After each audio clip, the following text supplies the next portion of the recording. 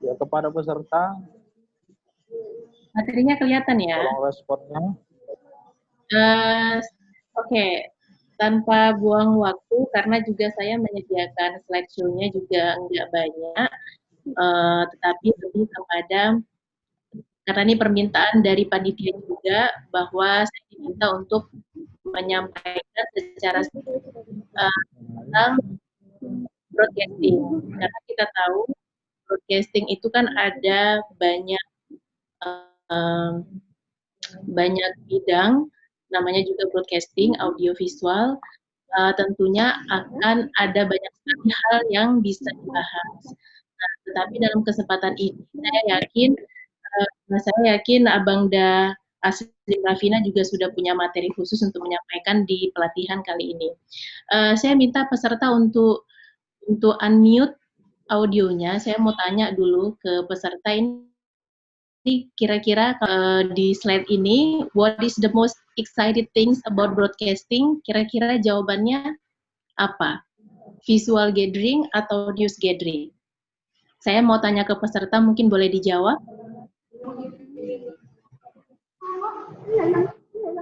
Dari dua foto yang saya gambar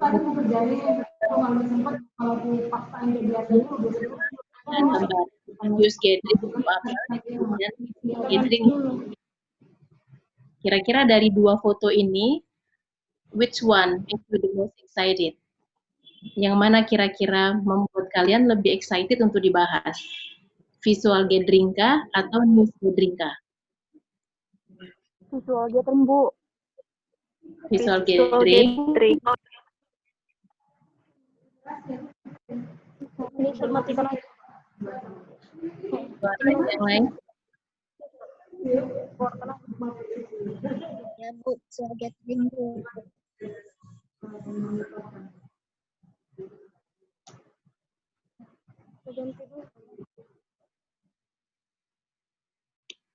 Oke, yang lain pilih mana? Saya minta ini kita lebih lebih interaktif aja, karena ini kita lebih ke sharing, kemudian nanti akan ada tips-tips yang nantinya akan saya share kepada kalian. Nah, dari dua foto ini, kalau kita bicara mengenai visual gathering, gathering itu adalah kumpulan, kemudian visual itu adalah gambar. Nah, jadi kalau kita berbicara mengenai broadcasting, ada dua divisi yang bertanggung jawab untuk sebuah tayangan, apakah itu berita maupun program-program khusus.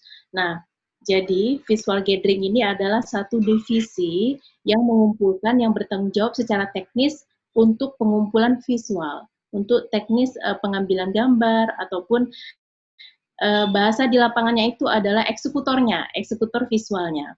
Nah, kemudian news gathering ini adalah satu divisi yang bertanggung jawab untuk mencari, kemudian mengelola berita, mengumpulkan informasi, sampai itu di delivering, sampai itu disampaikan kepada pemirsanya. Nah, karena di sini spesifikasi saya itu adalah reporter, kebetulan saya sudah ini jalan 13 tahun di TV One. Pertama sekali saya gabung di TV One itu tahun 2007 akhir, peralihan dari LaTV ke TV One. Kemudian 2008 sampai 2014 saya itu jadi kontributor, dan dari 2014 sampai 2018 saya jadi reporter, dan 2018 sampai sekarang saya jadi asisten produser. Dan spesialis saya itu memang di news gathering gitu. Jadi bertanggung jawab khususnya di bidang reporting, laporan dan peliputan. Nah, bukan berarti kita tidak bisa sharing tentang visual gathering di sini, karena nanti di ending saya akan kasih beberapa tips kenapa kemudian news gathering dan visual gathering ini harus kedua skill ini harus dimiliki oleh calon-calon jurnalis, terutama yang bergerak di bidang broadcasting. Nah, selanjutnya kita ke next slide. Teman-teman pasti sudah belajar, khususnya yang anak-anak komunikasi, sudah belajar mengenai bagaimana teknik mencari berita, kemudian skill apa yang harus dimiliki.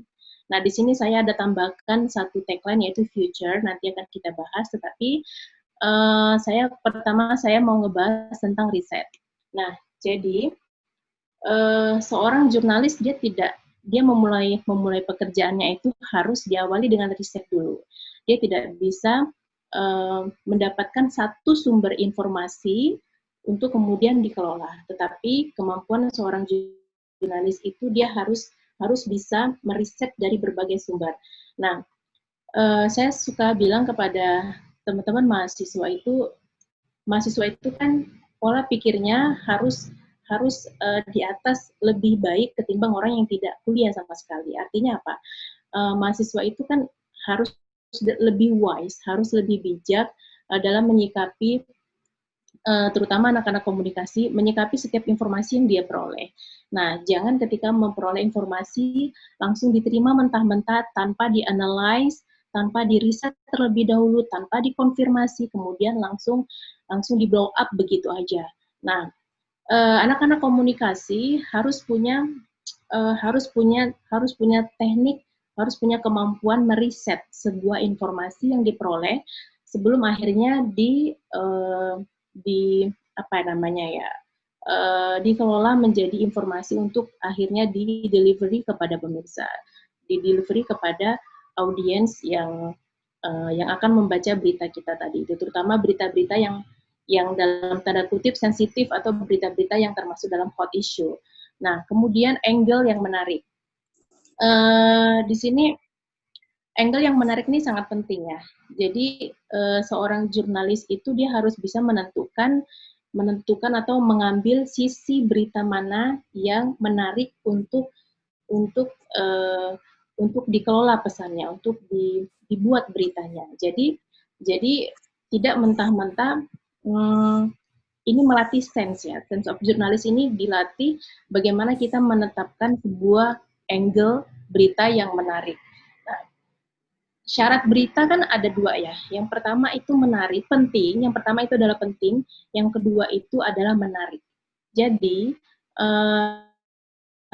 di dalam menetapkan sebuah berita di televisi, maka harus dilihat dulu unsur pentingkah berita itu atau tidak. Yang kedua, menarikkah atau tidak. Nah, menarik ini dalam sisi apa? Tidak hanya informasi, tetapi kalau kita bicara broadcasting ini kan audio dan visual. Jadi kedua bidang ini kedua skill teknis ini harus disatukan antara audio dan visual. Jadi harus dikombine untuk mendukung skrip atau naskah yang sudah kita buat. Jadi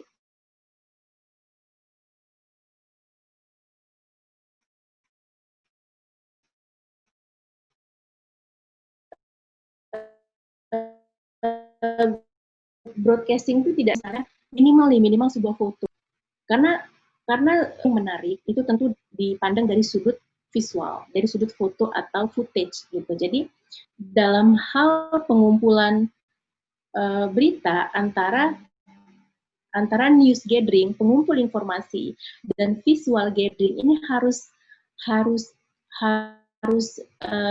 match gitulah dilakukan antara reporter dan antara kameramen. Itu seperti apa ya? Seperti sejoli yang harus tahu sama tahu nih.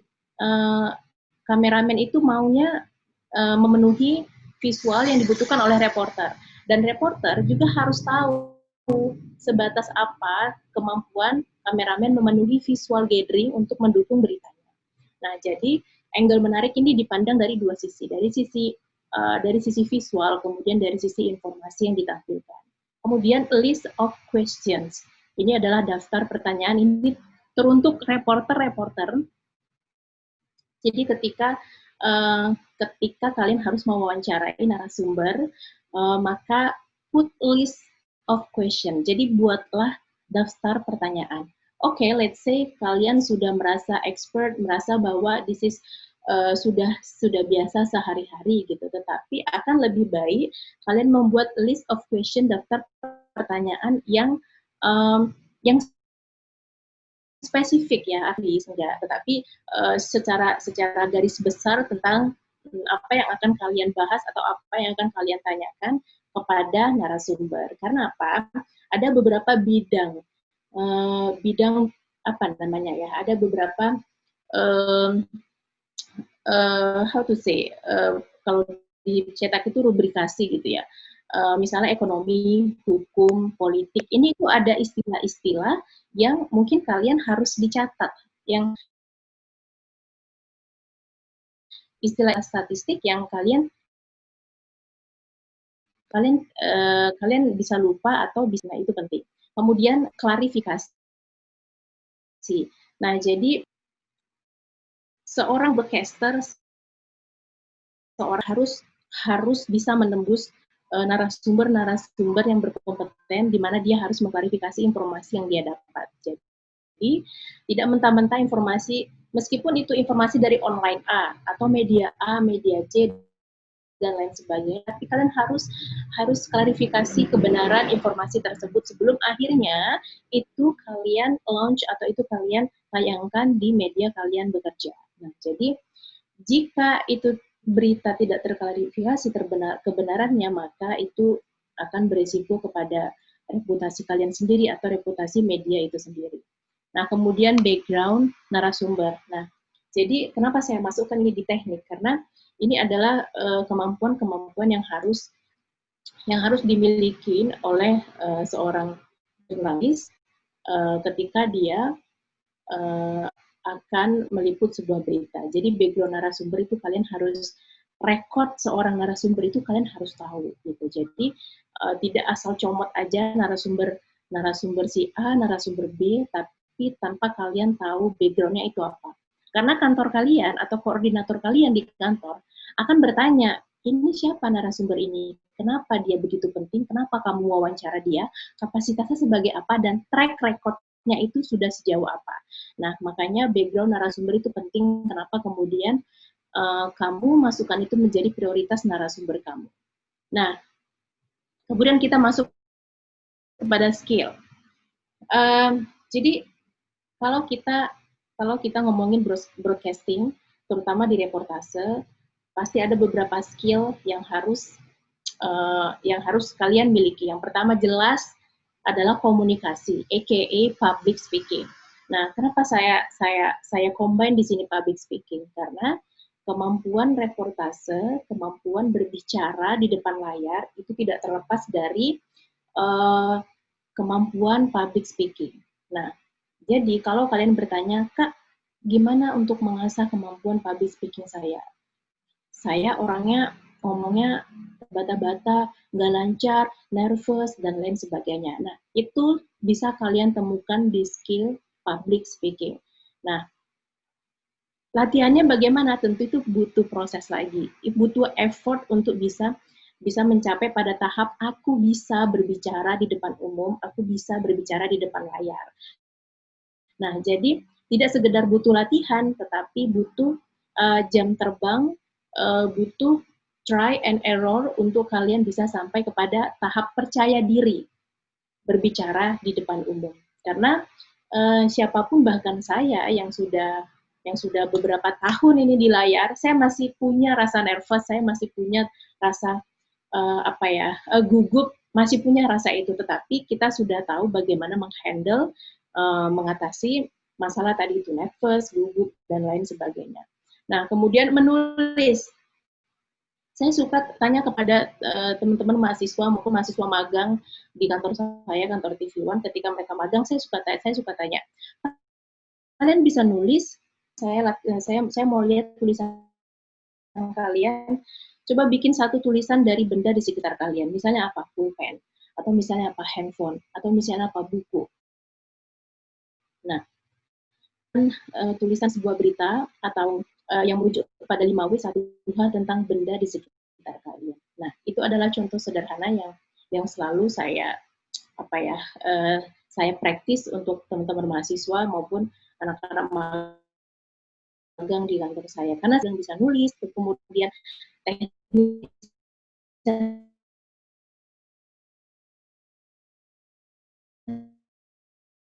seperti apa. Nah, saya suka challenge mereka dengan hal-hal kecil yang mereka bisa mengukur tuh menulis saya itu tahap baik atau bagus gitu. Nah, artinya menulis itu bagi seorang jurnalis yang tidak bisa menolak itu gitu. Karena apa? Ya gimana kalian bisa berkarya kalau kalian tidak bisa menulis? Oke, katakanlah saya bisa komunikasi Kak, saya bisa public speaking, ngomong di depan umum, bisa reporting, bisa latihan atau bisa sudah punya rekor jam terbang public speaking ngomongnya. Ya, kau bisa nulis nggak gitu? Kalau kau tidak bisa nulis, bagaimana kau membuat naskah? Karena berbicara tentang broadcasting ini tidak sekedar layar. Jadi saya pengen make it clear di sini bahwa ekspektasi banyak orang tentang broadcasting itu adalah gue pingin kerja di layar atau masuk TV gitu loh. Gue pingin satu kampung itu ngelihat saya bahwa si Polan kerja di TV masuk TV dia loh, dilihat satu kampung gitu. That's not about screen gitu. Itu bukan semata-mata tentang layar, enggak sama sekali. Tetapi lebih dari itu, di broadcasting itu it's about complicated work gitu. Pekerjaan yang komplit.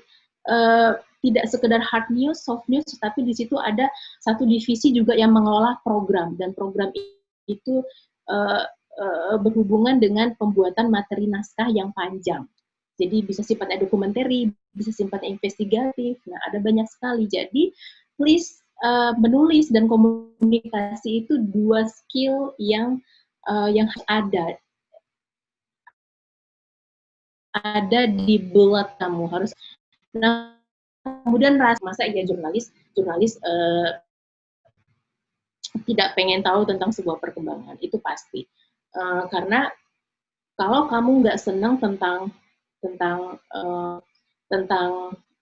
apa ya, kalau kamu tidak membangun rasa ingin tahu tentang apakah tentang figur, apakah tentang tematik sebuah berita,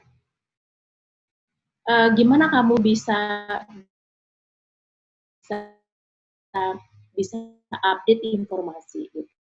Nah, jadi ya kalau kalian sudah memutuskan untuk bekerja di bidang broadcasting atau intinya begitu, mau itu dicetak di tahu gitu. Kalau enggak, kalau kamu orangnya dan kamu gak ingin tahu, kayaknya kamu salah jurusan. jadi rasa ingin tahu itu harus dibangkitkan. Bukan berarti tetangga sebelah lagi punya masalah apa yang sifatnya yang informasi, yang sifatnya kebutuhan kerja kamu. Riset. Nah, ini sama dengan teknik tadi ya. Jadi harus suka baca, jadi saya mau kasih tips begini. Banyak wartawan itu ketika wartawan secara umum ya, ketika dia hanya berkomunikasi dengan narasumber ketika dia butuh gitu loh. Nah, jadi tolong jangan lakukan seperti itu, karena membina hubungan baik dengan narasumber dari sisi komunikasi itu harus. Karena jangan sampai narasumber berpikir, kamu datang ketika kamu butuh aja, kalau enggak kamu menghilang gitu. Kenapa? Orang kan pengen dianggap bahwa, oh ya dia butuh saya gitu. Oh ya dia anggap saya itu sebagai narasumber yang dia butuhkan, sebagai seseorang yang ya katakan kita memang butuh dia gitu loh, tetapi dari situ, dari jalinan komunikasi yang baik, kalian bisa menggali informasi, bisa meriset data yang kalian butuhkan. Jadi, makanya komunikasi itu penting. Saya taruh komunikasi itu di poin pertama. Itu tidak hanya seorang broadcaster ya, tetapi siapapun yang bekerja di bidang komunikasi. Apakah itu seorang PR, seorang jurnalis secara umum, siapapun itu yang berhubungan di bidang komunikasi, bahkan seorang marketing sekalipun. Kalau kamu nggak doyan, nggak suka komunikasi, maka kamu jangan bekerja di bidang komunikasi. Atau sebaliknya, tapi kamu nggak suka komunikasi, kamu salah jurusan. Gitu. Jadi komunikasi itu is everything. Itu tuh semuanya itu mencakup segala bidang. Gitu. Kalau kamu senang komunikasi, kamu senang ngobrol sama orang, trust me that you will enjoy your job. Gitu. Kamu bisa make it so many fun di kerjaan di bidang kamu. Kalau kalian tanya saya, emang kakak suka komunikasi? I can say I'm 100%, I'm sure that I like communicate. I like communication science. Saya suka komunikasi, bahkan ketika saya harus dinas keluar kota, ketemu orang baru, interaksi dengan orang baru, bahkan harus stay mungkin di kampung orang beberapa hari.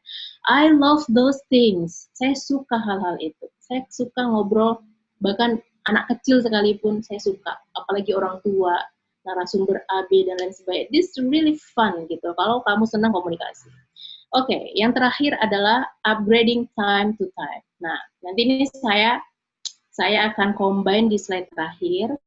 Mungkin ini sampai jam 12 saya harus share, saya harus kasih waktu ke Abang dan satu lagi untuk membagikan ilmunya. Upgrading time to time ini pasti ya, karena apa? Dunia digital atau industri 4.0 itu menuntut kalian harus upgrading skill, kemampuan, teknis, teknologi, everything related to communication science or technology, you have to upgrade. Jadi harus di-upgrade. Jangan stuck sampai di situ atau kamu akan ditinggalkan dengan generasi yang sekarang sedang berjalan. Oke. Ini adalah generasi kalian. Ini menimpa generasi saya karena saya masih menjalani pada industri 4.0 sekarang. And then the last but not least, future. Kenapa saya di sini katakan future? Saya pengen sharing sama kalian bahwa this is about do it or leave it gitu. Jadi kenapa saya bilang do it or leave it? Kalau kamu orang-orang yang apa namanya ya, memenuhi 5 skill yang tadi saya sebutkan, maka kamu punya potensi untuk go ahead, do it gitu, melakukan gitu, atau or leave it, tinggalkan kalau kamu merasa bahwa this is not my skill or this is not my field, ini bukan bagian dari bidang aku, atau I'm not into the broadcasting field gitu. Saya tidak in love dengan broadcasting field atau communication science secara umum gitu. Nah, yang terakhir, nah, ini adalah jawaban dari kenapa do it or leave it itu, jawabannya adalah di sini, multi-talented. Nah, saya sih tadi di awal sengaja ya memancing kepada partisipan, saya minta pilih yang mana nih, news gathering atau visual gathering. Saya berharap ada satu orang yang menjawab bahwa dua-duanya Kak, gitu. Atau all of it gitu. Saya sih berharap ada yang menjawab itu, tapi ternyata tidak ada. Nah, saya ingin tegaskan di sini. Kenapa di sini ada gambar reporter, ada gambar reporter, ada gambar kameramen, terus ada gambar apa namanya, gunting, editing, kemudian ada gambar buku English gitu. Nah, saya pengen ngebuka wawasan teman-teman sekalian bahwa jangan pernah berpikir bahwa dunia broadcasting itu hanya membutuhkan orang-orang yang memiliki satu skill. Nah, jadi dari sekarang saya katakan dari sekarang bahwa kalian harus, you have to realize that you are growing up in this industry gitu loh. Jadi kamu berkembang di industri 4.0 sekarang menuntut kalian jadi seorang multi talented. Apalagi kalian yang kuliahnya di bidang communication, technology or related lah, terkait dengan itu. Oke, di bidang broadcasting, kenapa ada empat foto ini? Karena saya ingin bilang di sini bahwa kalian yang ingin menjadi seorang reporter, sebaiknya juga pelajari tentang kameramen. Sebaiknya juga belajar tentang editing. Hello, pusing kan the editing gitu. Yang terakhir English, harusnya English ini saya masukkan di poin pertama. Karena apa? Ini kan sudah dunia global gitu, yang memungkinkan untuk kita menerima segala informasi atau orang menyerap informasi dari kita dengan berbagai cara, dengan dunia digital.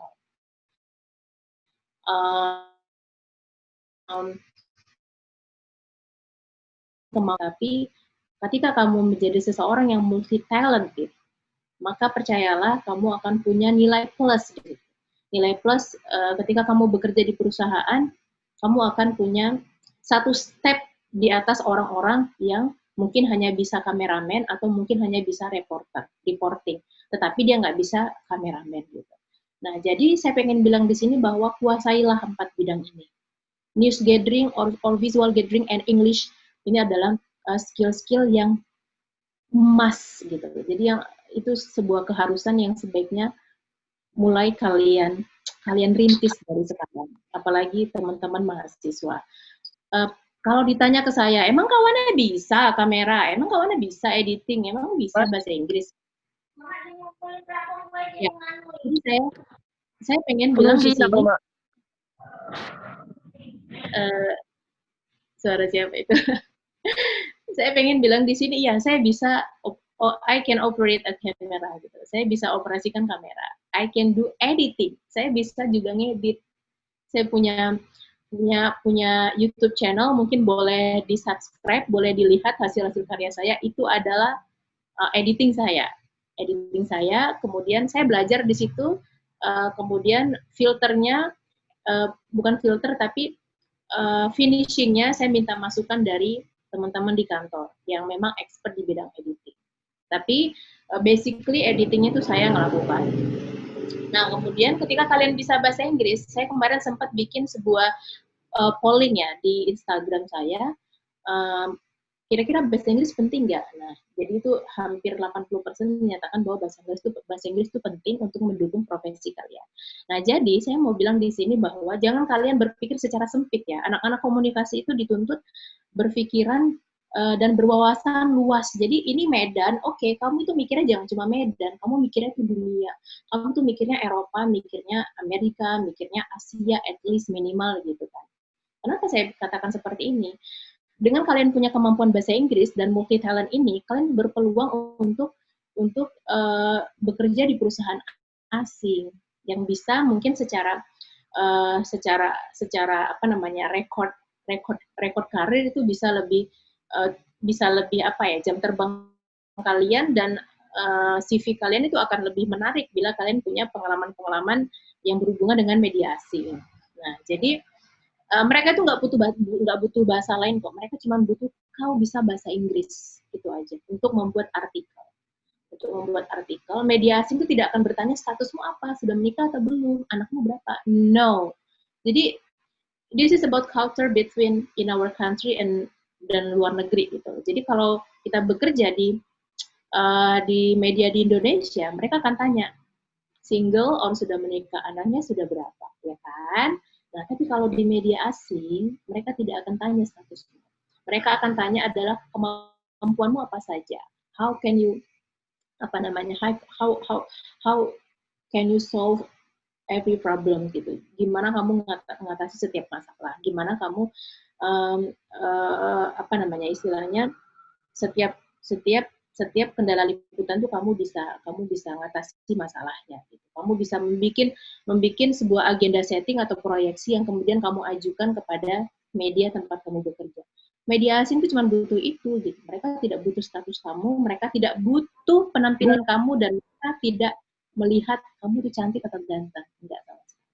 Nah, jadi ini saya pengen teman-teman calon jurnalis pengen sadar bahwa oh ya, aku butuh skill-skill ini. Jadi jangan kesampingkan bahwa aku jelek, aku nggak bisa kerja di broadcasting, aku nggak cantik, aku nggak bisa jadi reporter. Please jangan berpikir seperti itu. Buang itu jauh-jauh dari pikiran kalian. Oke, saya pikir thank you. Ini materi dari saya. Selanjutnya saya kembalikan ke moderator.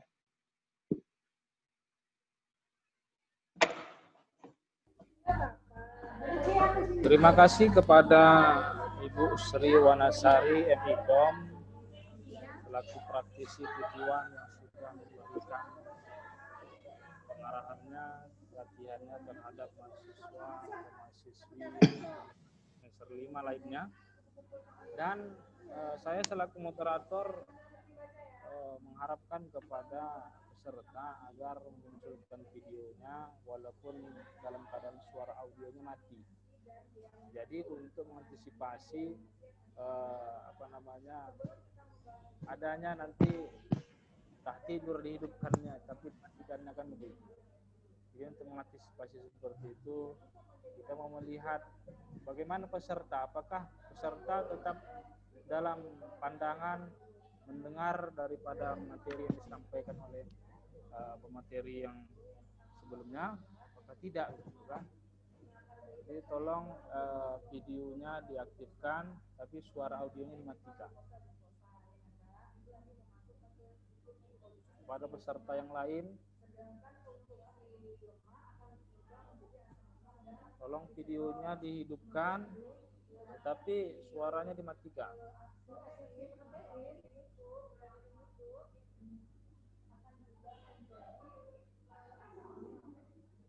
Apakah dengar kepada peserta?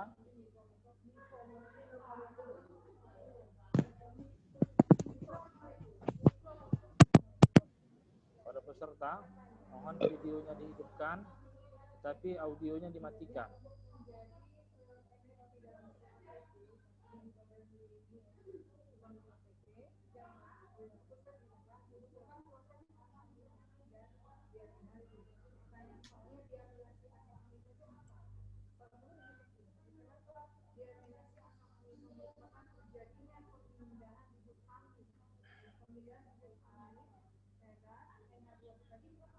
Pada peserta,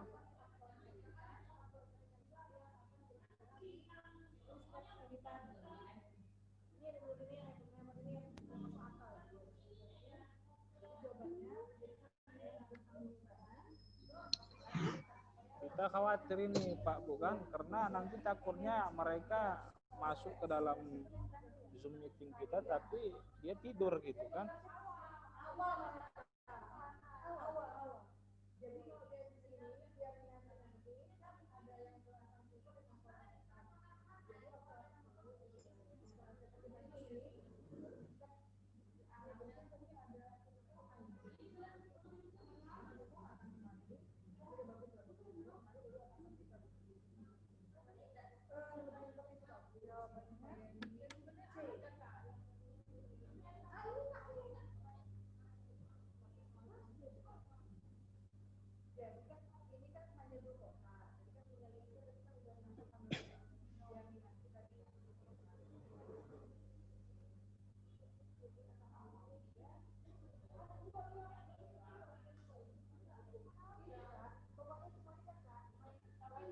Pada peserta,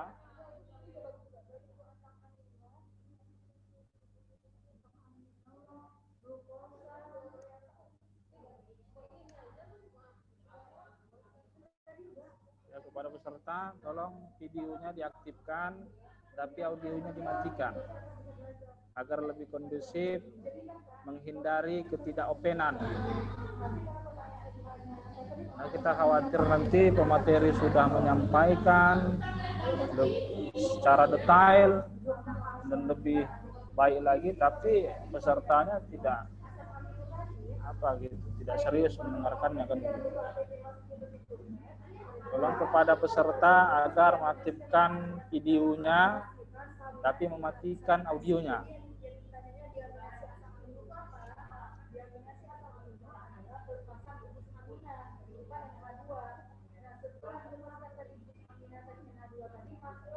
Ya, sekali lagi saya ingatkan kembali kepada para peserta yang mengikuti pelatihan Profesor 2 ini tadi agar mengaktifkan videonya dan mematikan audionya. Oke, langsung saja kepada pemateri kedua atas nama Bapak Aslim Rafina MA selaku praktisi TPRI. Saya persilakan segala hormat dengan batasan waktu yang telah ditentukan. Saya persilakan segala hormat Bapak. Baik, terima kasih. Kedengarannya jelas? Oke. Assalamualaikum warahmatullahi wabarakatuh. Salam hormat buat Bu Wana. Waalaikumsalam. Secara panjang lebar tadi detail sudah disampaikan oleh Bu Wana ya, bahwa kegiatan broadcasting sesuai dengan pengalaman-pengalamannya. Saya tidak siapkan bahan di sini, secara tertulis sudah saya kirimkan ke panitia. Kegiatan broadcasting itu bukan hanya sekedar berita ya, bukan hanya sekedar berita, tapi segala sesuatu yang disampaikan melalui televisi maupun radio adalah merupakan rangkaian dari kegiatan broadcasting. Artinya kita tidak hanya terfokus kepada berita. Acara-acara hiburan lainnya yang dikemas dengan baik, yang ditayangkan melalui televisi maupun penyiaran radio, itu adalah merupakan rangkaian dari kegiatan broadcasting. Bu Wana tadi dengan segala macam pengalamannya sudah menyampaikan kepada kita, dan tentunya memang dalam kegiatan broadcasting ini segala sesuatu unsur tersebut memang saling terkait menjadi satu tim yang kuat untuk menghasilkan acara atau apa namanya berita yang baik sebagaimana yang telah dijelaskan sebelumnya. Kita tidak ulangi lagi, saya lebih berfokus kepada ujung tombak daripada pelaksana broadcasting itu sendiri, yakni presenter, host, pembawa acara, penyiar, dan lain sebagainya yang biasa kita kenal. Seorang presenter atau penyiar harus memiliki pengetahuan yang luas. Ya. Dia harus memiliki atau berbasis pendidikan di dunia televisi, radio, maupun komunikasi lainnya. Memiliki disiplin ilmu apapun. Karena sebagai ujung tombak, dia dituntut untuk memiliki pengetahuan yang luas. Dia akan berhadapan dengan berbagai unsur, sebagaimana yang telah dijelaskan. Bukan hanya sekedar ketika berhadapan dengan seorang ahli hukum, maka presenter dia juga harus tahu tentang bahasa-bahasa hukum. Ketika berhadapan dengan seorang ekonom, dia harus mengerti dengan perkembangan ekonomi hari ini, dan begitu selanjutnya. Kemudian dia juga memiliki kemampuan jurnalistik, membaca dan berkomunikasi dengan baik sebagaimana telah disampaikan. Dan yang paling penting juga, presenter itu harus memiliki penampilan yang menarik, suara yang enak didengar, terutama kalau bersifat audio visual. Ya, harus memiliki penampilan fisik yang menarik, suara yang enak didengar. Kalau di radio juga demikian, karena dari suara itu saja orang nanti akan lebih menjadi penarik perhatian tersendiri. Nah, peserta sekalian, untuk melatih suara itu, sebagaimana yang telah disampaikan sebelumnya tadi, memang sudah ada, ya, ada pelatihan-pelatihan khusus yang disampaikan. Seorang presenter, penyiar radio misalnya, itu berbeda gaya bicara, intonasi dan sebagainya dengan seorang penyampai berita di televisi. Bahkan pembaca berita televisi dengan reporter yang ada di lapangan itu gayanya juga berbeda. Nah, oleh karena itu kita harus tahu betul posisi-posisi tersebut, kapan akan bagaimana intonasi suara, menjaga suara tersebut dalam menyampaikan berita, dalam menyampaikan kegiatan broadcasting kita, baik di televisi maupun di radio tersebut. Dia juga harus menjaga fisik sehat, ya, jaga fisik, berbadan sehat, berpenampilan bugar, kelihatan tidak kaku, dan juga bisa kita saksikan bahwa seorang presenter tersebut harus menjaga kebugarannya tetap fit, terlihat di hadapan khalayak. Kita bisa saksikan bagaimana itu para artis yang ada di televisi yang membawakan berbagai acara. Ya, barangkali dari pagi, siang, sore hingga malam tetap berkegiatan siaran langsung di televisi misalnya. Ya, bagaimana mereka menjaga kebugarannya tersebut dengan multivitamin dan lain sebagainya. Itu dituntut bagi seorang presenter, baik di televisi maupun di radio. Nah, sebenarnya dalam pelatihan ini kita ingin kita lebih cenderung ingin bagaimana mendengarkan daripada para peserta, misalnya membaca berita, menjadi penyiar di radio, menjadi reporter di lapangan, dan lain sebagainya, dengan contoh-contoh skrip yang sudah saya buat. Ya. Dari situ nanti kita akan bisa melihat ini cocoknya kemana, kan begitu. Memang sebaiknya, sebagaimana yang disebutkan pembicara sebelumnya tadi, kita harus bisa, tapi memang itu agak sulit. Berat sekali orang yang memang tahu kameramen, mengerti dengan editing, tahu dengan menyusun berita, tahu dengan kegiatan reportase, dan bisa menyampaikan berita tersebut ke khalayak, agak sulit demikian. Makanya karena kesulitan tersebut, kegiatan broadcasting itu memang lebih cenderung orang melihatnya sebagai orang yang hanya tampil di depan layar atau di depan corong kalau di radio tersebut.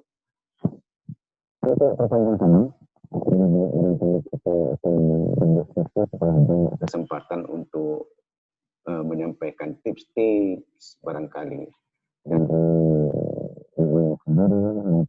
kita nantinya untuk berdiskusi broadcasting ini. Pak Moderator, barangkali sekian saja pengantar dari saya. Kita nanti akan diskusikan tentang kegiatan broadcasting ini, karena namanya pelatihan memang semestinya kita latih untuk bukan hanya sekedar menerima teori, tapi bisa mempraktekkan kegiatan broadcasting itu. Terima kasih. Assalamualaikum warahmatullahi wabarakatuh.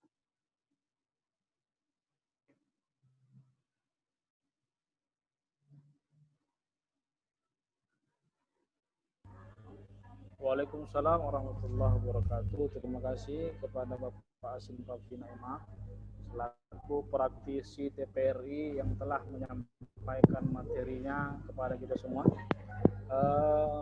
Kepada peserta lebih paham lagi, lebih menguasai lagi mengenai keilmuan kita pada hari ini yang disampaikan tadinya secara teori, tetapi posisi yang kita berdua ini pemateri kedua. Saya harapkan kepada peserta mengajukan pertanyaan.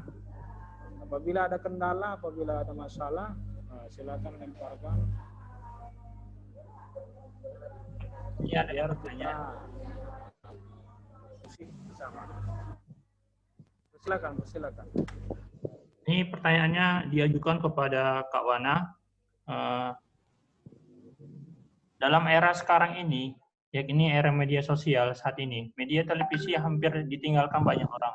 Banyak orang beralih menjadi selebgram maupun YouTuber karena dianggap sebagai ladang mencari uang yang banyak.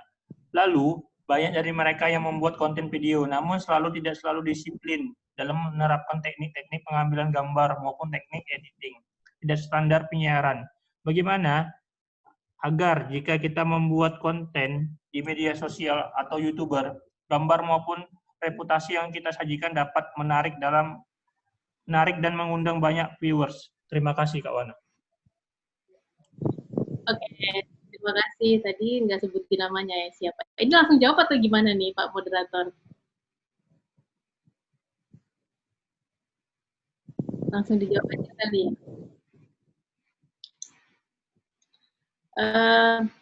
Oke. Jadi ini juga banyak pertanyaan ke saya karena saya juga selaku YouTuber, saya punya YouTube channel yang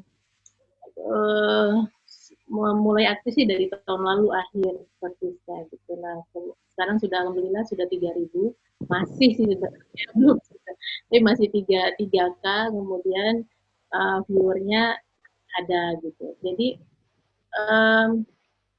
bagaimana caranya agar visual yang ditampilkan memang memenuhi teknis dan lebih menarik. Nah, jadi di sini saya kembali kepada gini ya, tergantung kontennya apa yang mau ditampilkan.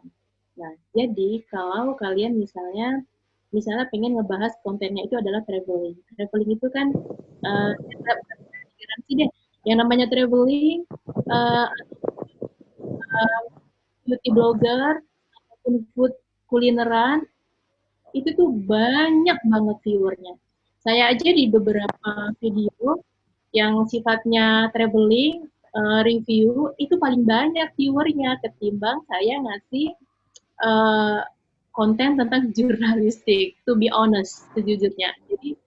Jadi materi tentang traveling dan ini tuh lebih banyak viewernya gitu. Nah, pertanyaannya bagaimana agar visualnya menarik? Kalau bicara mengenai traveling, pelajarilah tentang banyak-banyaklah nonton video. Selain kalian harus tahu teknis ya, teknis pengambilan gambar, dasar-dasar pengambilan gambar, yang namanya long shoot, yang namanya medium shot, yang namanya extreme shot, sampai teknik tilt up, tilt down, pen kanan, pen kiri, dan zoom in, zoom out, itu tuh teknik amat sangat dasar yang harus kalian tahu tentang teknik pengambilan gambar. Nah, kemudian jadi setiap bidang itu saya selalu bilang harus ada seni di situ, termasuk reporting atau ngambil visual. Saya suka bilang kalau ngambil gambar tuh nyeni sedikit napa sih gitu loh. Pakai seni sedikit napa sih gitu. Kenapa? Karena di situ ada teknik-teknik, membutuhkan teknik-teknik khusus bagaimana agar gambarnya itu menarik. Bagaimana agar teknik apa namanya ya? Ada beberapa teknik yang harus dipelajari di situ dan itu semuanya bisa kalian cari di YouTube atau kalian pelajari kalau punya alatnya. Kalau punya alatnya maka temuilah uh, seorang kameramen yang betul-betul dia ngerti kamera dan belajarlah sama dia. Nah, otomatis kalian juga harus dasar minimal punya bukunya atau minimal tahu dasar pengoperasian alat. Nah, jadi kalau misalnya ngomongin konten traveling, otomatis kalian harus menyajikan gambar-gambar yang menarik. Misalnya video-video traveling dari luar negeri. Biasanya sih mereka tuh filmmaker ya, membuat film traveling yang oh my god itu tuh filmnya bagus sekali, bagus. Saya ngambil beberapa kayak Brian North, itu tuh bagus sekali video-videonya, banyak sekali dan mereka tuh totally gitu loh. Nah, kesalahan di kita itu adalah kita tuh cuman bikin konten ya sekedar konten, sekedar punya. Aku punya YouTube channel loh, aku punya video ini loh, tetapi tidak memperhatikan unsur-unsur tadi gitu loh. Sense-nya tidak dimainkan di situ dan tidak ada seni di situ. Jadi tidak total. Nah, kekurangan di orang kita dibanding dengan orang luar negeri itu adalah itu tadi, di totalitas gitu. Bukan berarti orang kita tidak total ya, ada yang total, tetapi mostly kebanyakan. Nah, jadi carilah referensi-referensi yang menurut kalian videonya itu dalam memproduksi sebuah video itu totalitas, sampai menggunakan drone, sampai menggunakan kamera yang apa ya namanya full video ya kan, full frame ya. Saya lupa deh nama istilahnya itu kalau di kamera Sony itu full frame ya. Ya itu deh. Nah kemudian pakai all out deh, intinya kalau berkarya itu fokus, harus komitmen dan all out gitu. Jadi harus tidak boleh setengah-setengah. Kalau kamu setengah-setengah ya hasilnya juga setengah-setengah. Mungkin ada tambahan dari yang Bang Dagita? Mungkin mau menambahkan? Melengkapi persisnya, melengkapi dari yang saya sampaikan. Sudah lengkap Ibu? Ya, Pak Asli, Rafina, apa ada yang mau ditambahi?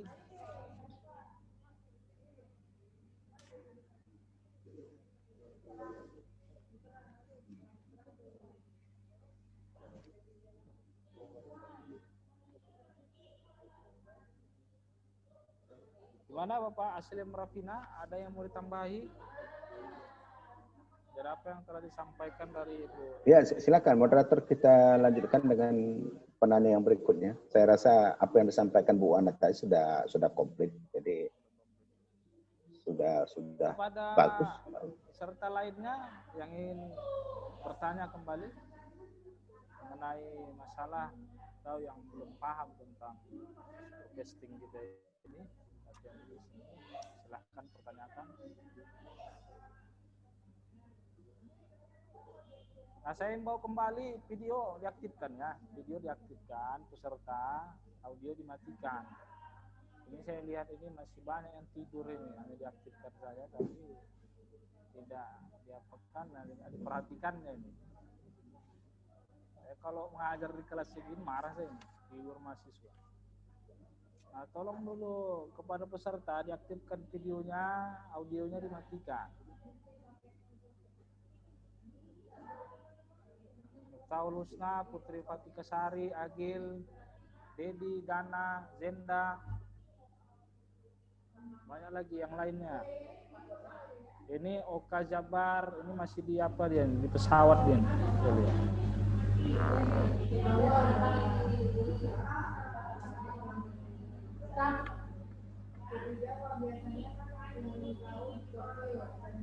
Ahmad Afandi, Dwi Karmila, Rian, Dana, Dinda, Putri, Metaul Husna, Marvel, Dedi, Anggi, Farera, Syarifah, Tri Rahmat, Bobby. Ya, ada yang mau bertanya? Silahkan. Para peserta, ada yang mau bertanya?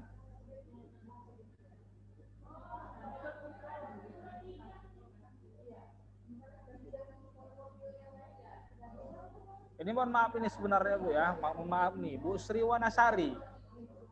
Tadi Bu sempat mati tadi WiFi saya, jadi nggak tahu saya penanya tadi siapa. Siapa penanya tadi Bu? Oh, kalau dari grup chat ini saya melihatnya juga belum ada sih Pak. Si Marvel, Pak Marvel. Marvel ya? Ya, Marvel Pak ya? Marcel ya? Marcel dari Ikom? Marvel.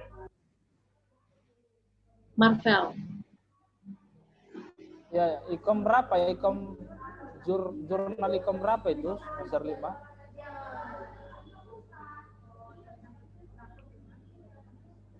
5? Marcel?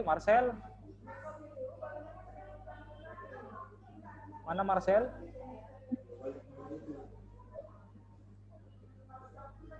Oke, untuk mempersingkat waktu, mungkin Marcel lagi belanja sama mamanya kan. Kita lanjutkan aja lah sama peserta yang lain. Peserta yang lain agar mempertanyakan latihan broadcasting kita ini kepada narasumber yang dua ini, Bu Sri Wanasari dan Pak Aslim. Silakan segala hormat. Peserta yang lain yang ingin bertanya, silakan. Ada waktu kita sekitar 30 menit lagi. Ada yang mau bertanya apa sudah paham semua? Karena tadi saya dengar Ibu Sri Wanasari sudah menyampaikan tentang traveling ya kan, sampai ke luar negeri sana, ya kan? Bagaimana model-model traveling dalam menguasai kameramen ya kan? Ada yang mau bertanyakan yang belum paham, karena ini jurusan kita ilmu komunikasi. Kalau biasanya anak ilmu komunikasi itu bijak-bijak itu. Ini saya lihat bijak sini, ini bukan bijak sana ini. Kalau bijak sini, di sini aja bijaknya itu. Nah, coba kepada anak ilmu komunikasi, pada peserta silakan pertanyakan, karena ini jurusan kalian ini termasuk di jurnalistik. Silakan. Ya gimana? Pada mahasiswa-mahasiswi, apa sudah paham semua? Atau izin Pak Moderator? Iya Pak. Lab aja. Lab. Iya, atau gini Pak Moderator, coba kita melalui Pak Moderator, kita pancing anak-anak kita ini supaya kita ingin dengar bagaimana cara mereka dalam membaca berita misalnya. Mungkin salah seorang dari mereka bisa praktekkan kepada kita di sini. Mumpung ada Bu Wana, nanti bisa kita lihat atau memberikan kritik sarannya.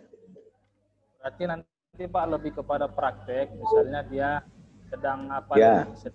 mewawancarai lah gitu ya. Paling tidak jangan mewawancara, paling tidak membaca berita lah misalnya. Baca berita dia ya.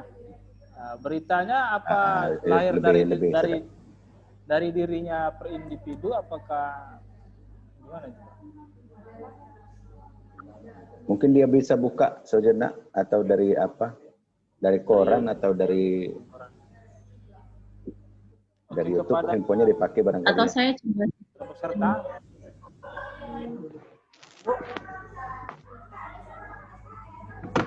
Gimana Bu si Riwang Sari?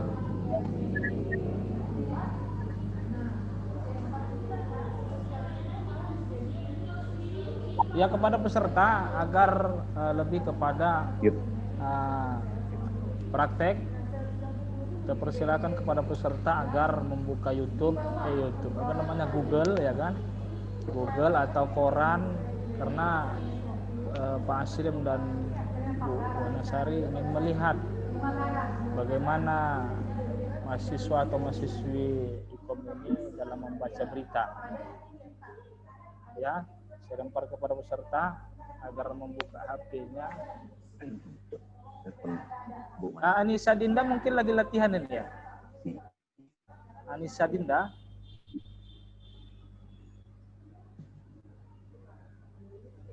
Iya, Pak. Anissa Dinda. Anissa Dinda sedang latihan. Ya, coba. Boleh saya coba ya, Pak? Boleh, silakan. Bu Wana, kita simak sebentar. Ya, tafadhol masykurah. Ya. Izin ya moderator, Bapak. Ya, saya izinkan.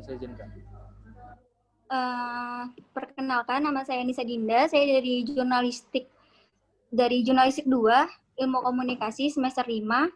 Saya ingin membacakan berita dari salah satu web di LPM Dinamika. Lagi apa dia? LPM Dinamika.co yang judulnya Bangun Potensi Buat Berita Jurnalistik Syam Gelar Pelatihan. Nah, ini berita yang berbentuk seremonial.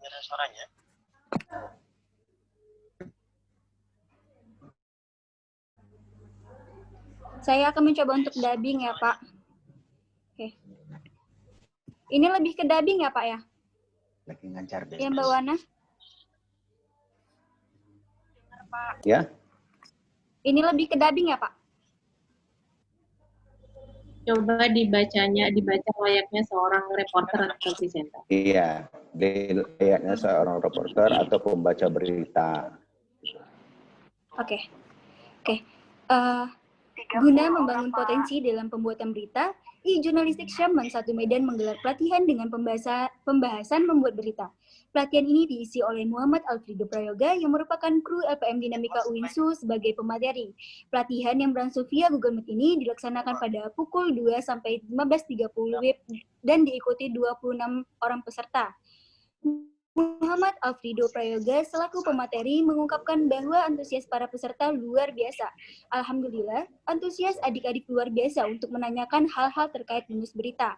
Lanjut, pria yang akrab disapa Alvin tersebut berharap semoga adik-adik jurnalistik Syam bisa menjadi lebih baik lagi. Sisi lain, Ketua Jurnalistik Syam periode 2020-2021 mengatakan bahwa Eskul Jurnalistik ini merupakan wadah untuk membangun kreativitas. Eskul Jurnalistik Syam merupakan sebuah kegiatan sekolah sebagai wadah untuk mengembangkan kreativitas menulis di kalangan pelajar. Kemudian, Syairani Dwi Putri, salah satu siswa kelas 10 sekaligus moderator dalam kegiatan ini, menjelaskan bahwa kegiatan ini dinamakan kelas menulis. Mungkin sampai situ, Pak. Silakan. Soalnya cukup panjang beritanya. Iya, panjang beritanya, Pak. Nanti habis waktunya. Iya, Kepada Bapak Aslim, gimana, Pak? Sama Bu Wanasari, bagaimana? Oke. Bu Wana dulu. Mahasiswi kita ini. Pak, yang lain. Mohon maaf tadi saya sempat unmuted. Mungkin boleh dibaca sekali lagi nggak? Kepada Anissa Dinda, dipersilakan diulang kembali. Ada tadi gangguan sinyal.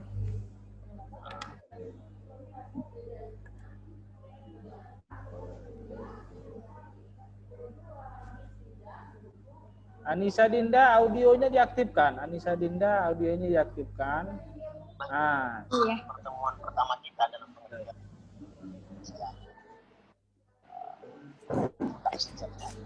Siapa yang pernah ketemu sama saya? Anissa diulang lagi Anissa. Iya Pak, sebentar Anissa lagi. Dinda. Lagi cari teksnya Oh, iya. Pak, sebentar. Iya.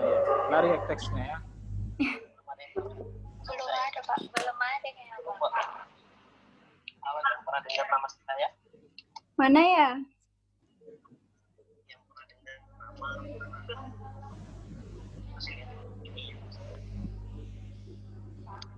Kenapa? Sebentar ya Pak. Ya, kami menunggu, kami menunggu. Ada yang pernah ya?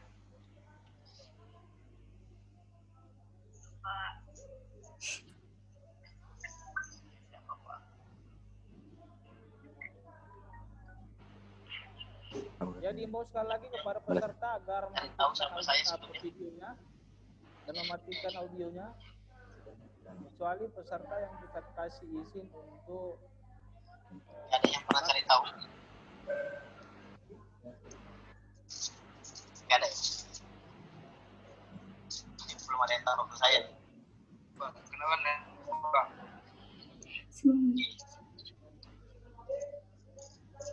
Kalau Anissa mungkin bisa bertanya, Anissa. Anissa.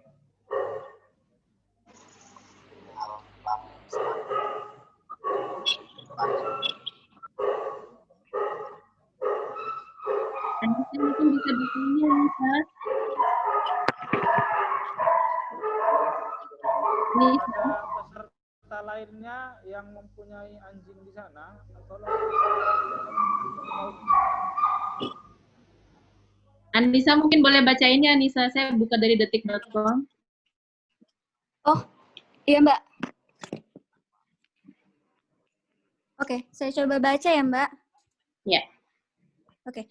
Seorang warga negara asing asal Ghana inisial F tewas dianiaya oleh temannya sendiri. F tewas ditusuk oleh pelaku di sebuah apartemen di kawasan Kebonjeruk, Jakarta Barat. Arsya mengatakan penusukan itu terjadi di salah satu apartemen di kawasan Kebonjeruk. Maaf Mbak, ulangin. Arsya mengatakan penusukan itu terjadi di salah satu apartemen di kawasan Kebonjeruk, Jakarta Barat, Sabtu sore. Awalnya, korban temannya inisial T dan pelaku yang diduga inisial S datang ke apartemen milik L sekitar pukul 16 waktu Indonesia Barat untuk membicarakan suatu hal. Gimana sih? Ya, seperti itulah Mbak kira-kira. Oke. Oke. Oke. Ini Anissa ada banget nih kayaknya ini. Ya, Anissa. Mbak. Suara saya jelas ya? Tadi Iya Mbak, jelas. Anissa Nasa ini skillnya udah ada, cuman menurut saya tone ending setiap kalimat itu jadi antara kalimat satu ke kalimat yang lainnya itu masih sama.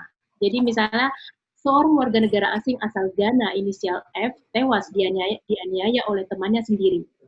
F tewas ditusuk oleh pelaku di sebuah apartemen di kawasan Kebonjeruk, Jakarta. Jadi Anissa tadi butuh penekanan pada kalimat tertentu. Karena kunci di dubbing itu adalah you have to put more energy gitu. Jadi harus memasukkan energi di kalimat-kalimat tertentu yang menurut kamu itu adalah sign that is really important gitu. Jadi itu adalah sebuah tanda itu sangat penting informasinya. Jadi put your energy pada kalimat tertentu itu harus ada penegasan-penegasannya. Ada intonasi di situ dia, Nisa. Jadi jangan datar aja. Kemudian tadi walaupun saya nggak lihat ekspresi kamu ketika baca, tapi saya bisa merasakan bahwa kamu ngebacanya mimik ataupun mulut itu kurang terbuka, gitu. Jadi mungkin agak sedikit tertutup. Jadi ketika ngomong pada kalimat-kalimat tertentu, saya bisa masih mendengar ini katup mulutnya ini kurang terbuka gitu. Jadi Anissa mungkin boleh dilatih lagi dalam hal intonasi, kemudian tempo ketika dubbing, dan mulutnya dibuka gitu, jangan tertutup. Jadi biasakan biasanya kalau kita ngomong tuh charming gitu ya, dibuka. Ya. Kalau paling nggak bisa di dua jari, jadi bisa supaya ngomongnya tuh lebih clear, lebih jelas. Itu dari saya. Terima kasih Mbak Wana. Pak moderator, kita lanjut. Oke, Nisa ya. Iya Pak. Kalau di bagian pertama tadi, berita yang pertama Nisa baca, saya lebih melihatnya sebagai bentuk reportase ya, dengan kecepatan sebagaimana yang disampaikan tadi, lebih kepada reportase. Kalau yang kedua lebih kepada pembaca berita di layar gitu ya. Untuk pemula sih oke, sudah tak apa-apa. Mungkin ada penekanan-penekanan lain sebagaimana yang disampaikan Bu Wana tadi untuk kedepannya bisa lebih baik. Dan kita berharap ini ada beberapa yang lain lagi. Cuman saya minta untuk pembaca selanjutnya ini juga membaca awal berita gitu, menyapa ya, kita latih untuk menyapa pemirsa, kemudian menutup berita tersebut ya, jadi tidak langsung kepada isi berita, kita awali dengan menyapa pemirsa misalnya, kemudian menutup berita itu. Demikian laporan saya hari ini. Ya, mungkin boleh nih reportase atau berita TV. Nanti akan kita lanjut dengan penyiar radio. Ya, jadi klub dia. Pak moderator, boleh kita cari bakat-bakat yang lain dari anak-anak kita. Oh, oke. Pada mahasiswa-mahasiswa lainnya yang selain Dinda, Anissa Dinda, persilakan segala hormat ingin tampil.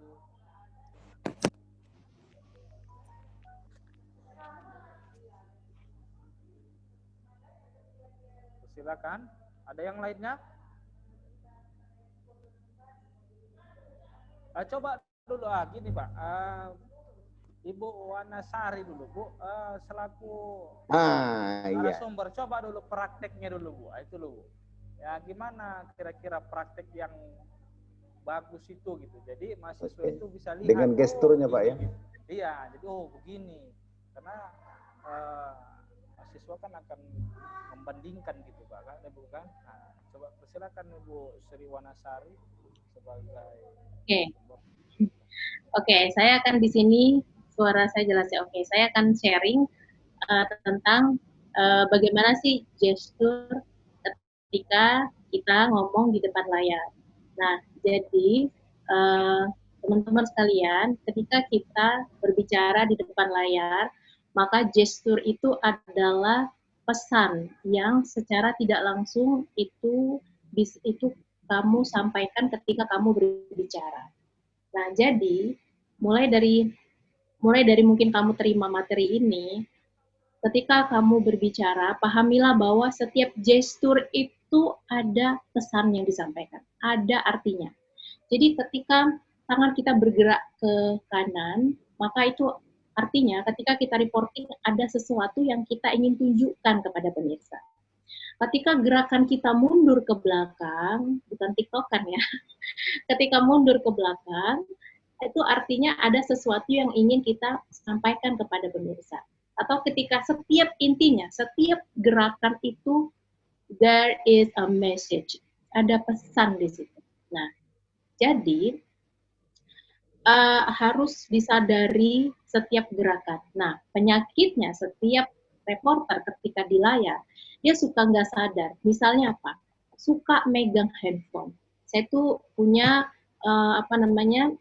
saya tuh selalu ingatkan ketika latihan mahasiswa, jangan biasakan untuk menghafal teks ya, jangan dihafal teksnya.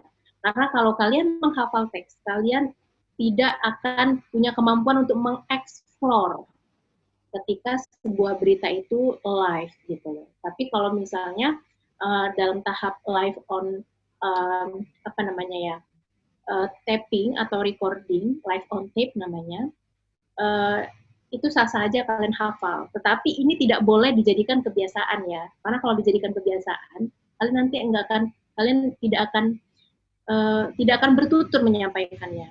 Jadi intinya menyampaikan reporting sebuah berita televisi itu harus bertutur, sama seperti kita ngobrol. Jangan seperti menghafal, bedakan ya, menghafal sama bertutur. Nah, saya mau kasih contoh. Saya mau kasih contoh begini. Misalnya berita tentang apa ya? Tentang Omnibus Law kemarin demo. Gini. Pemirsa, saat ini saya berada di depan gedung DPRD Sumatera Utara. Rencananya ribuan massa akan menyampaikan aksinya terkait penolakan Undang-Undang Cipta Kerja yang baru saja diresmikan oleh DPR RI beberapa waktu yang lalu. Kondisinya saat ini gedung DPRD adalah ratusan personil kepolisian dari jajaran Polda Sumatera Utara sudah berjaga-jaga di gedung DPRD dan beberapa lokasi lainnya yang diprediksi nanti akan menjadi objek massa untuk menyampaikan aspirasinya, diantaranya yaitu Lapangan Merdeka Medan, kemudian kantor Gubernur Sumatera Utara, dan kawasan Bundaran Gatot Subroto. Rencananya massa akan menyampaikan aksinya pada pukul 10 pagi nanti. Dan di sini pun sudah ada kendaraan taktis oleh personel kepolisian untuk mengantisipasi hal-hal yang tidak diinginkan. Nah, jadi itu adalah salah satu contoh ketika reporting, you can see that I'm not using my gesture. Jadi saya tidak menggunakan gestur apapun ketika menyampaikan pesan karena itu adalah berita yang penting dan saya nggak perlu perlu tangan ini, tangan itu, nggak perlu.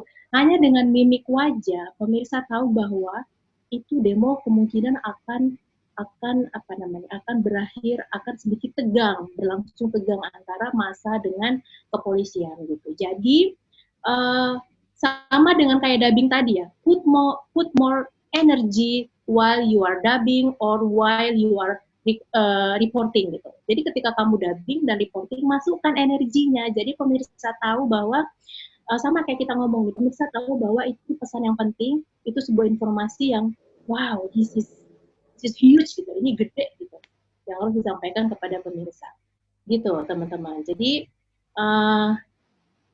silakan siapa teman-teman yang mau coba atau mungkin yang sudah belajar sendiri di rumah, belajar karena gini ya, belajar reporting itu tidak 1-2 tahun gitu loh. Saya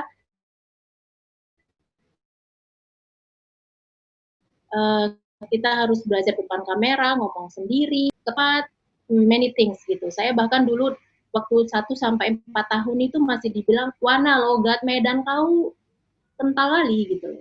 Dialek Medannya itu ketika reporting itu masih bisa dirasakan oleh pemirsa gitu. Jadi itu juga harus dihilangkan, butuh proses.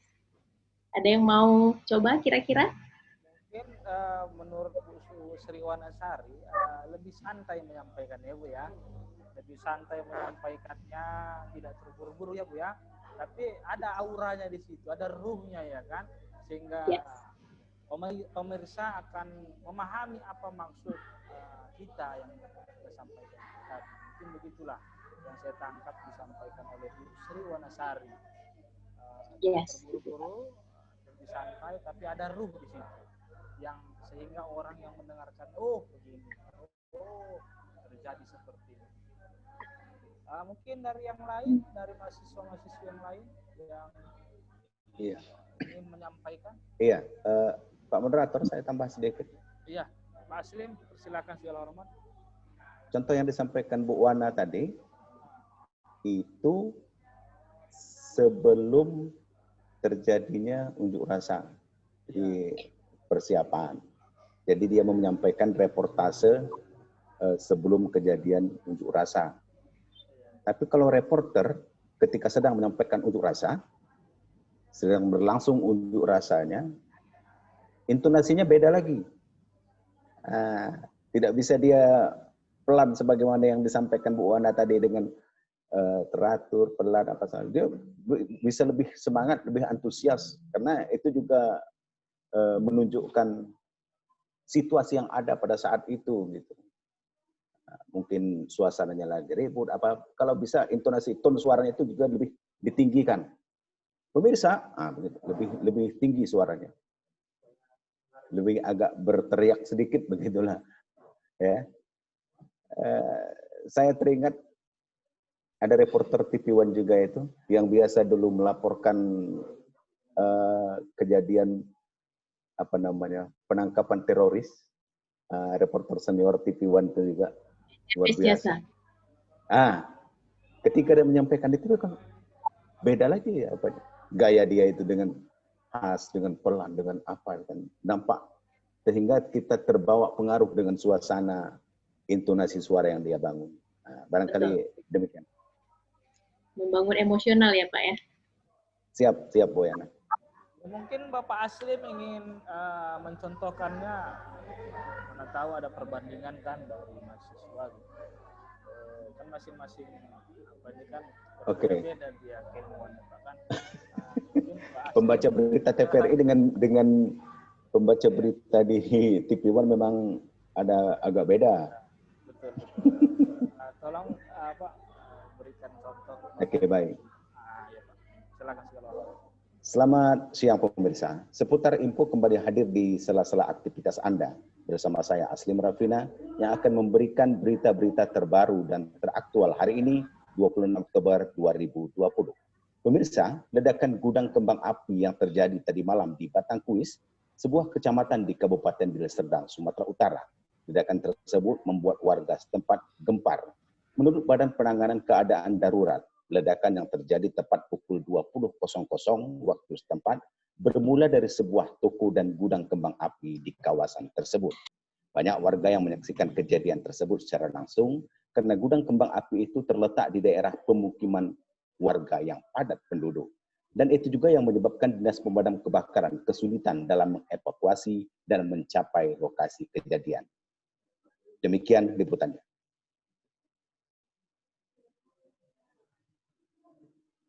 Oke, terima kasih. Dan apa juga, ketika itu ketika kita berada di depan televisi, yang lebih sulit sebenarnya penyiar itu kalau di radio, dia tidak berinteraksi dengan siapa-siapa. Ukurannya cuma ruangan kosong yang hanya dia sendiri yang hadir. Tapi bagaimana dia bisa harus membangun seolah-olah berbicara di hadapan orang banyak begitu. Orang-orang radio itu biasa yang demikian. Misalnya begini ya. Masih di 107,55 FM. Assalamualaikum warahmatullahi wabarakatuh. Selamat pagi para pendengar. Apa kabar dengan kegiatan kita pagi ini? Tentunya baik-baik saja. Senang sekali saya Aslim Rafina masih terus menemani kita semua dalam acara Pagi Ceria. Selama 2 jam ke depan saya akan menyampaikan informasi aktual dari dan dalam luar negeri dengan selingan lagu-lagu pop Indonesia yang tengah hits saat ini. Dan tentunya Anda juga akan dapat berpartisipasi mengomentari informasi yang kami sampaikan nantinya. Bisa melalui SMS di nomor 0812-3456-789 atau juga di telepon 061-1234-5678. Anda juga bisa berkomentar di fanspage kami, di fanspage Facebook kami tentunya, atau di mention ke Twitter kami, Pagi Ceria. Oke, demikian Pak Moderator. Iya, terima kasih kepada Bapak Aslim Rafina yang sudah memberikan arahannya kepada mahasiswa-mahasiswa lainnya. Mungkin saya lihat dan saya dengar Pak Rafina ini menyampaikannya lebih rileks dia, ya kan, gaya bahasa yang menarik pemirsa dengan logat bahasa. Jadi ada tingkat kesedapan batin ibaratnya. Kalau saya orang tasawuf bilang ada kesedapan batin untuk menarik pemirsa tadi lah begitu ya. Itu bisa jadi wawasan kita pada hari ini, menambah wawasan tentang Jadi, mungkin dari satu mahasiswa atau mahasiswi lainnya yang sudah tadi diberikan arahan oleh Pak Marcel dan diberikan arahan Pak Sri Wanasari dan Pak Aslim Rapina, mungkin ada satu mahasiswa atau mahasiswi yang mempraktikkannya.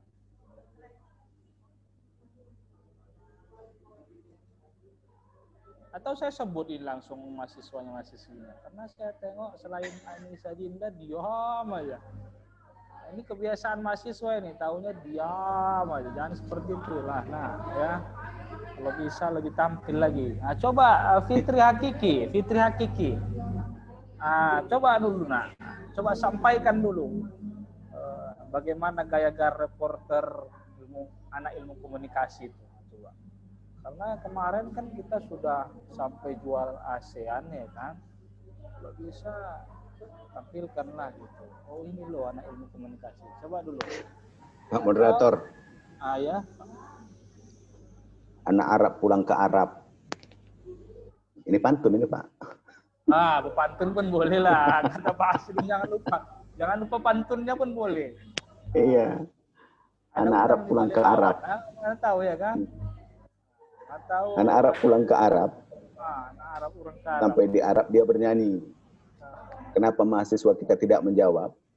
Mungkin mereka lagi sembunyi.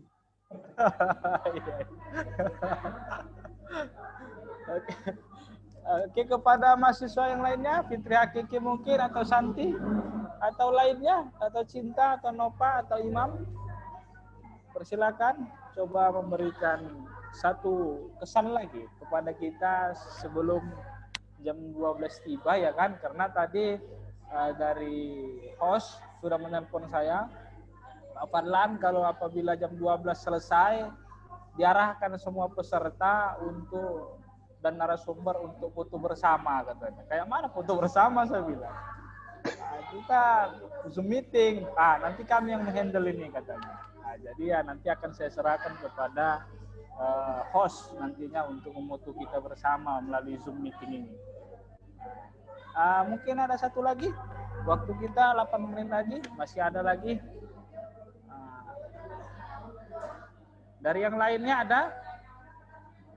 Atau lagi banyak urusan segala macam? Gimana Ibu narasumber dan Bapak narasumber, apakah kita sudahi ini dengan alhamdulillah atau ada lagi keilmuan yang mengganjal ya kan, yang ingin disampaikan sebelum kita foto bersama dengan host kan gitu kan? Iya, ini emang agak dilemanya webinar seperti inilah Pak. Jadi beberapa webinar itu dia harusnya excited gitu ya. Harusnya mungkin mahasiswa lebih semangat gitu kan. Cuman ini kondisinya ini bagaimana gitu. Mungkin betul tadi dibilang Abang Dakita tadi mungkin lagi berondok nih atau sembunyi. jadi partisipasinya sedikit kurang gitu. Mudah-mudahan ke depannya bisa lebih excited lagi. Iya, ini yang laki-lakinya ini malu kita nengoknya dia. Coba Imam Ari Suganda, coba dulu Imam Ari Suganda.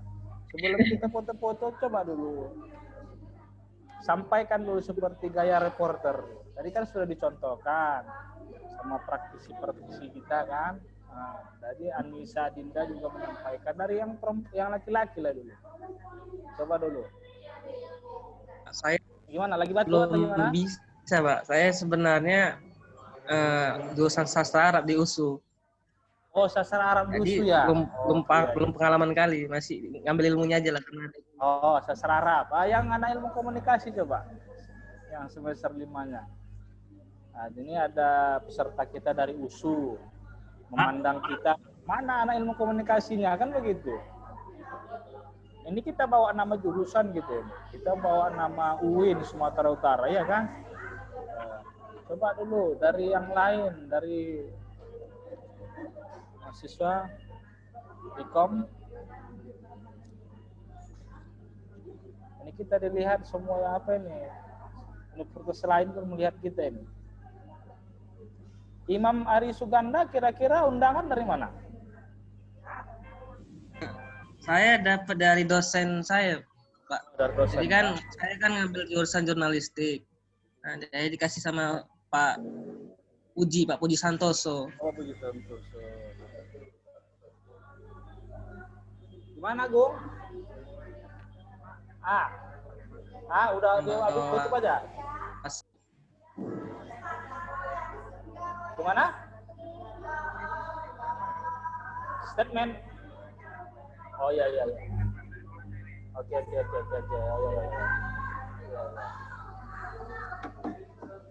Ya, tadi yang mewakili dari ilmu komunikasi sudah menelpon saya, yang merupakan host. Tadi katanya sudah lapak katanya kan. Ini ada penyampaian bahwasanya motivasi assessment kepada pemateri, kata-kata akhir dari pemateri dalam acara pelatihan ini. Mungkin satu silakan dari Bu Sri Wanasari duluan, kata-kata akhir untuk acara kita. Gitu, Bu. Hah? Tes. Izin Pak Moderator, ini ada pertanyaan dari Anissa Dinda. Oh, ada pertanyaan dari Anissa Dinda ya? Dinda mau tanya apa, Dinda? Oke, baik. Pak, izin bertanya sedikit lagi ya, Pak.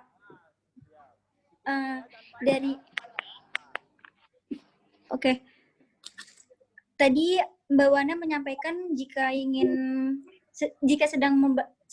sedang reportase langsung, jangan usahakan untuk tidak menghafal.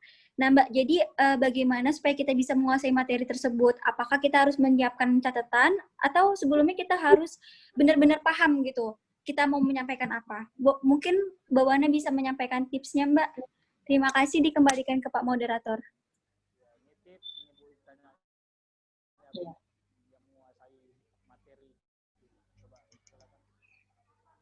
Suara Pak Moderator nggak kedengaran ini. Saya langsung jawab aja ya, Pak Moderator ya, izin.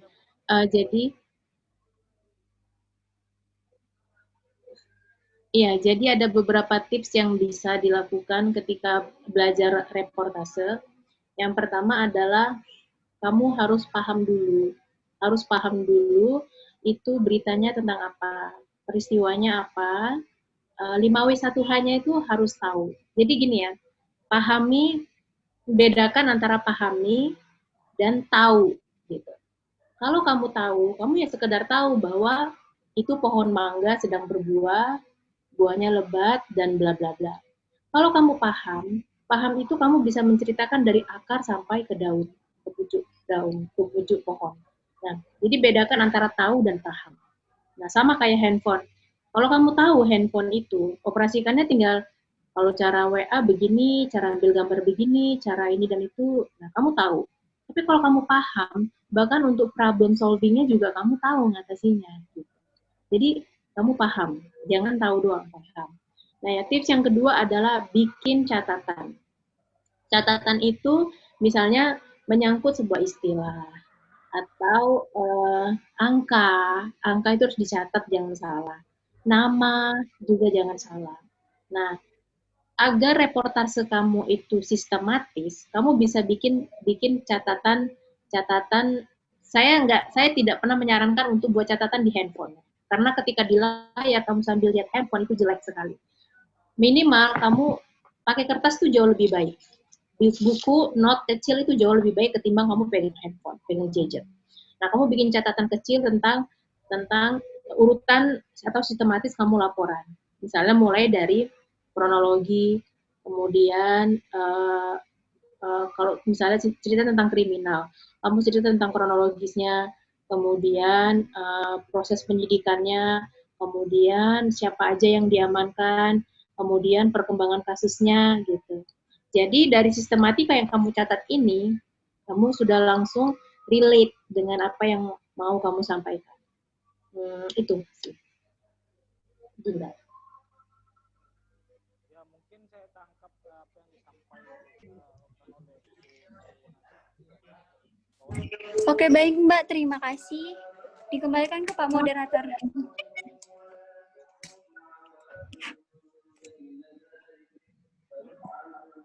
Izin Pak. Mungkin langsung aja Pak closing statement dari pemateri. Habis dari itu nanti langsung foto bersama. Udah jam 12 pas. Iya Pak, udah jam 12 Pak. Sebenarnya waktunya sudah habis. Mungkin langsung aja, langsung closing statement dan kemudian foto bersama. 2 kali foto. Yang pertama tuh foto salam komunikasi, yang kedua tuh foto bebas Pak. Saya kembalikan Pak. Nah, silakan kepada untuk menyampaikan kata-kata.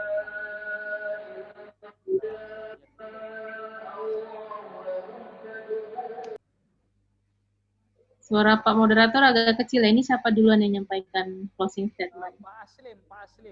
Oh, Pak Aslim. Pak Aslim, boleh duluan Pak. Pak Aslim, persilakan secara hormat. Pak Aslim, audionya Pak belum diaktifkan Pak. Audionya Pak belum diaktifkan.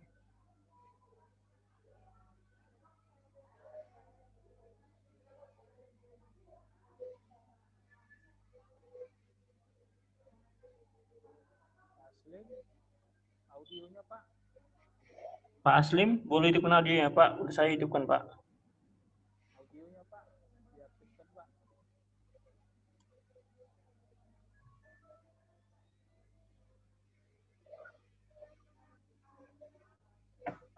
Oke, baik, sudah?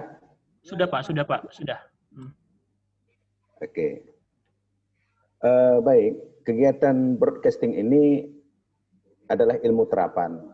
Artinya semakin sering kita latih, maka semakin dekat kita dengan keberhasilan. Jangan berhenti berlatih, teruslah berlatih. Kalau hari ini kita tidak bisa, teruslah berlatih.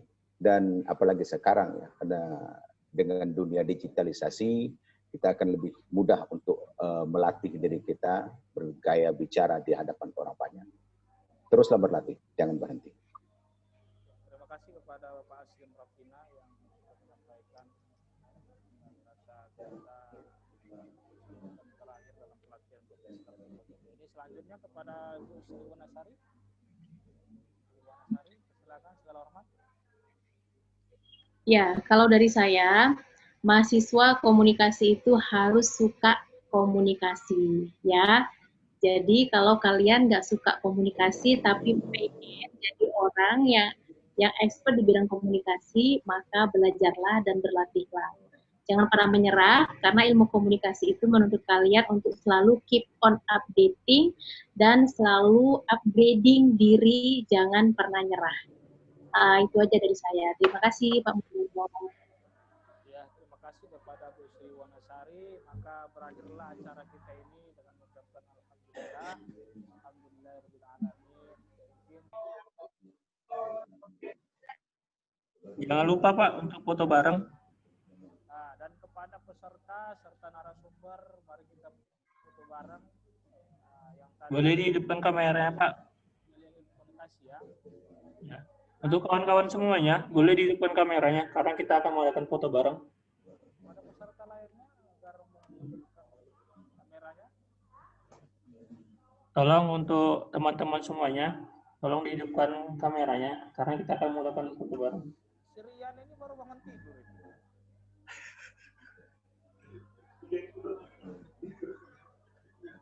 Enggak apa-apa, ini seperti orang. Untuk teman-teman semuanya, boleh dihidupkan kameranya karena kita akan melakukan foto bareng. Untuk Dedi Irawan, Tasya, dan Bobby Maritin, boleh dihidupkan kameranya.